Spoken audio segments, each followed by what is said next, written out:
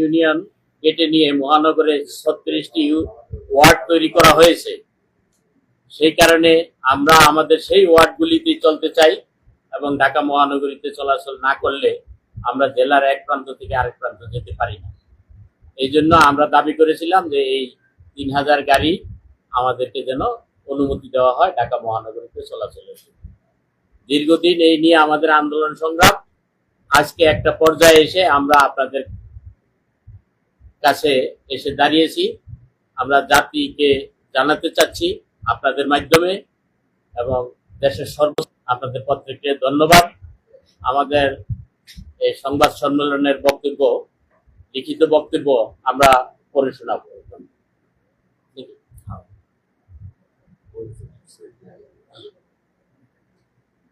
আর আপনাদের তার পূর্বে একটা পরিচয় দিচ্ছি। আমাদের আহ্বায়ক হচ্ছেন রফিক ভাই, আর সদস্য সচিব হচ্ছেন আলমগীর হোসেন, যুগ্ম আহ্বায়ক হচ্ছেন জুয়েল মালতিয়া এবং ওই কমিটি আরো আছেন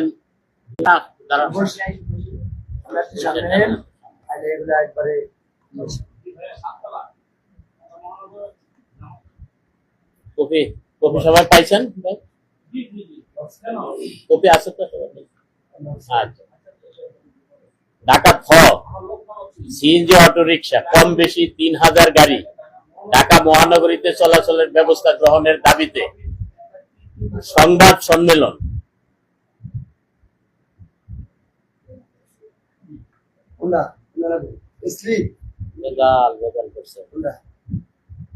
এটা তো কপি না আমাদের, আপনি এটা প্রিন্ট করছেন কেন? আমরা এটা পাঠাইছি, এনে লেখা সহ পাঠাইছি না। আবার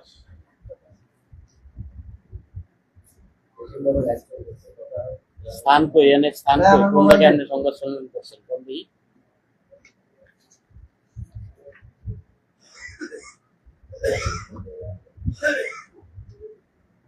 আচ্ছা, 21শে জুন 2025 সকাল 11টা। আমরা প্রিয় সাংবাদিক বন্ধুগণ, প্রিন্ট ও ইলেকট্রিক এবং অনলাইন মিডিয়া তথা গণমাধ্যমের যেসব সাংবাদিক বন্ধুরা আমাদের আহ্বানে সাড়া দিয়ে আজকে এই সম্মেলনের সংবাদ কভার করার জন্য উপস্থিত হয়েছেন, তাদের সকলকে ঢাকা সিএনজি অটো রিক্সা মালিক শ্রমিক ঐক্য জোটের পক্ষ হইতে আন্তরিক অভিনন্দন ও সংগ্রামী শুভেচ্ছা জানাচ্ছি। ঢাকা সিএনজি অটো রিক্সা মালিক শ্রমিকদের স্বার্থে আমাদের যৌক্তিক অবস্থান ও ঘোষিত কর্মসূচি সমূহ গুরুত্ব সহকারে নিজ নিজ গণমাধ্যমে প্রচারের জন্য বিনয়ের সাথে অনুরোধ জানাচ্ছি। তৎসঙ্গে আপনাদের মাধ্যমে এক, মাননীয় উপদেষ্টা বাংলাদেশ সড়ক পরিবহন ও সেতু মন্ত্রণালয়, 2, সিনিয়র সচিব সড়ক পরিবহন ও মহাসড়ক বিভাগ, 3, সহকারী সচিব বিআরটিএ সংস্থাপন শাখা, 4, chairman BRTA, 5, police commissioner Dhaka metropolitan police মহোদয়বৃন্দের দৃষ্টি আকর্ষণ করছি। পাশাপাশি আজকের সংবাদ সম্মেলনকে সফল করার জন্য সংগঠনের যেসব নেতৃবৃন্দ ও সদস্যগণ অক্লান্ত পরিশ্রম করেছেন এবং অংশগ্রহণ করেছেন তাদেরকে অভিনন্দন ও শুভেচ্ছা জানাচ্ছি। সাংবাদিক বন্ধুগণ, ঢাকা জেলা এরিয়ায় ভাড়ায় চলাচলের জন্য সরকার কর্তৃক অনুমোদিত ঢাকা সিএনজি অটোরিকশা ও ঢাকা মেট্রো এরিয়ায় ভাড়ায় চলাচলের জন্য সরকার কর্তৃক অনুমোদিত ঢাকা মেট্রো সিএনজি অটোরিকশা নিজ নিজ এরিয়ায় চলাচল করছে। একদিকে ঢাকা মেট্রোপলিটন এরিয়ায় 2000 সালের আগে 35,000 বেবি ট্যাক্সি ছিল, তাহা উচ্ছেদ করে মাত্র 15,000 ঢাকা মেট্রো সিএনজি অটোরিকশার অনুমোদন দেওয়া হয়। ফলে সেই সময়ে 20,000 চালক গাড়ি না পেয়ে বেকার হয়ে পড়ে। এছাড়া 2000 সালের পর প্রতিদিন বিআরটি হইতে বৈধ 3 হুইলার ড্রাইভিং লাইসেন্স নিয়ে 25 বছরে অসংখ্য চালক এই সেক্টরে যোগ হয়েছে, অথচ নতুন কোনো গাড়ি রেজিস্ট্রেশন দেওয়া হয়নি, ফলে কোনো কর্মসংস্থানও হয়নি। অন্যদিকে ঢাকা মেট্রো মালিকগণ একচেটিয়া ব্যবসা করার লক্ষ্যে সিন্ডিকেট তৈরি করে চালকদের নিকট থেকে অবৈধভাবে অতিরিক্ত জমা গ্রহণ করা এবং কথায় কথায় ছাঁটাইয়ের ভয় ভীতি প্রদর্শন সহ নানান নির্যাতনের কারণে উক্ত মালিকের গাড়ি চালাতে চালকরা অনাগ্রহী হয়ে পড়েছে।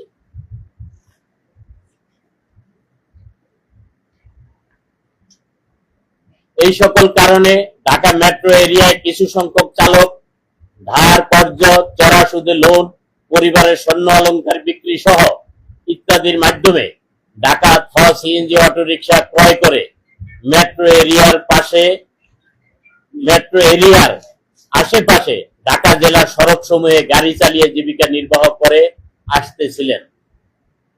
এমত অবস্থায় গত 28/6/2016 তারিখে প্রজ্ঞাপনের মাধ্যমে সরকার উক্ত মেট্রো এরিয়ার আশেপাশের 16টি ইউনিয়ন ঢাকা জেলার এরিয়া হইতে কেটে নিয়ে 36টি নতুন ওয়ার্ড তৈরি করে ঢাকা মেট্রো এরিয়া বৃদ্ধি করেন। ফলে ঢাকা সিটির সেই চালকরা যারা উক্ত ইউনিয়ন সমূহের সড়কে গাড়ি চালাতেন, তারা তাদের সেই এরিয়া হইতে উচ্ছেদ হইয়া পুনরায় বেকার হইয়া পড়িলে উপায়ন্তর না পেয়ে অবশেষে তারা কম বেশি 3000 Dhaka CNG auto rickshaw Dhaka metro এরিয়ায় চলাচলের মাধ্যমে পরিবার পরিজনের বেঁচে থাকার জন্য দুমুঠো খাবার জোগাড় করে চলছে।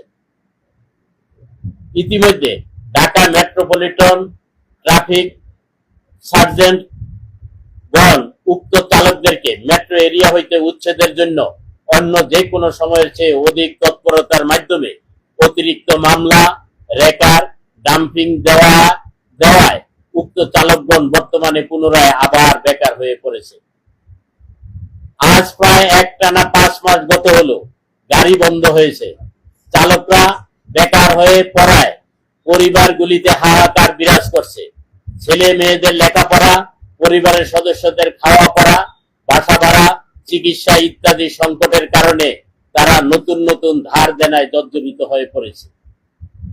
কম বেশি 3000 Dhaka CNG auto rickshaw Dhaka metro এরিয়ায় চলাচলের অনুমতির দাবিতে আমরা রাজপথে সভা সমাবেশ, মিছিল, মানববন্ধন, স্মারকলিপি প্রদান এবং তার সাথে গত 3/1/2023 এবং 14/8/2024 সচিব, সড়ক পরিবহন ও মহাসড়ক বিভাগ বরাবর দরখাস্ত প্রদান এবং 25/9/2024 ও 16/10/2024 তারিখে উপদেষ্টা, সড়ক পরিবহন ও সেতু মন্ত্রণালয় বরাবর প্রথম ও দ্বিতীয় স্মারকলিপি প্রদান করা হয়, যাহার প্রেক্ষিতে গত 24/10/2024 তারিখে সহকারী সচিব মোহাম্মদ জসিমউদ্দিন, সড়ক পরিবহন ও মহাসড়ক বিভাগ বিআরটিএ সংস্থাপন শাখা আমাদের উক্ত দাবি বিষয়ে জরুরি মতামত প্রেরণের জন্য চেয়ারম্যান বিআরটিকে নির্দেশক্রমে অনুরোধ করেন। বিগত চেয়ারম্যান উক্ত বিষয়ে কি মতামত প্রদান করেছেন, আমাদের বিষয়ে মন্ত্রণালয়ে কি সিদ্ধান্ত হয়েছে ইত্যাদি বিষয় শত চেষ্টা করেও আমরা কোনো দপ্তর হইতে সংবাদ সংগ্রহ করতে পারিনি। এইদিকে গত 18 ফেব্রুয়ারি 2025 তারিখে বিআরটি চেয়ারম্যান ঢাকা মহানগরীতে নতুন সিএনজি অটোরিকশার প্রয়োজনীয়তা রয়েছে বলে মত প্রদান করে সিনিয়র সচিব, সড়ক পরিবহন ও সেতু মন্ত্রণালয় বরাবর ব্যবস্থা গ্রহণের জন্য পত্র প্রেরণ করেন। কিন্তু আমাদের আবেদনের বিষয়টি উক্ত পত্রে উল্লেখ করেননি। অতঃপর উক্ত পত্র পেয়ে বিআরটিএ সংস্থাপন শাখা নতুন সিএনজি অটোরিকশার প্রয়োজনীয়তার সংখ্যা জানিয়ে মতামতের জন্য বিভিন্ন দপ্তরে পত্র প্রেরণ করেন। উক্ত পত্রেও বিভিন্ন সংগঠনের আবেদনের বিষয়টি উল্লেখ করলেও আমাদের আবেদনের বিষয়টি কিছুই লেখা হয়নি। অথচ উভয় দপ্তরেই আমাদের দাবি বিষয়ে অবগত রয়েছে।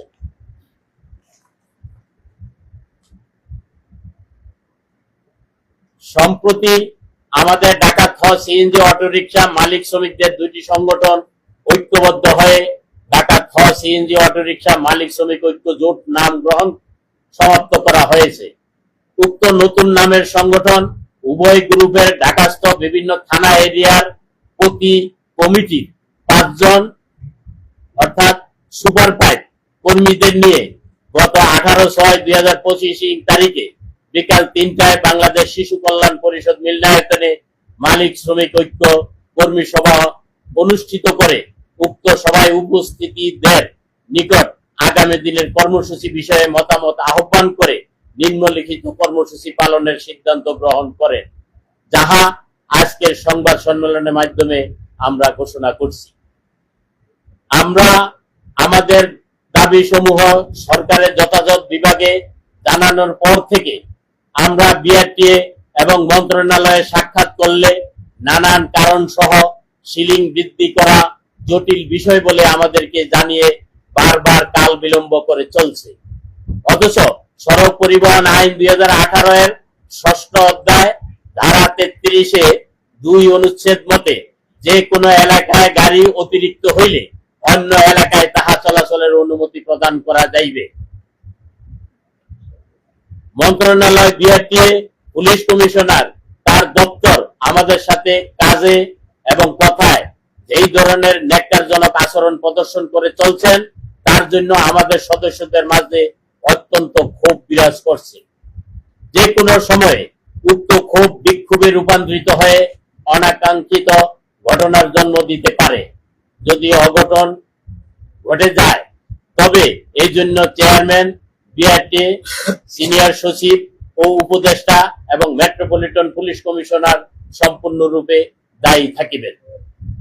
এমনি পরিস্থিতিতে আমাদের দাবি এই যে অদ্য 21/6/2025 হইতে আগামী 28/6/2025 পর্যন্ত আগামী 7 দিনের মধ্যে আমাদের সাথে আলোচনা করে বিষয়টির সুরাহা না করা হলে বিআরটি সদর কার্যালয়ের সামনে আগামী 29/6/2025 তারিখ রোজ রবিবার সকাল 10টা হইতে বিকাল 5টা পর্যন্ত প্রতিদিন লাগাতার অবস্থান কর্মসূচি পালন করা হইবে।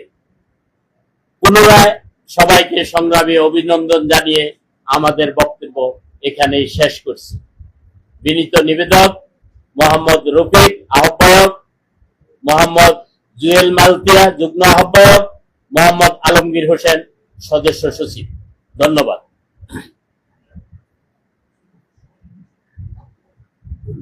জি, অসংখ্য ধন্যবাদ।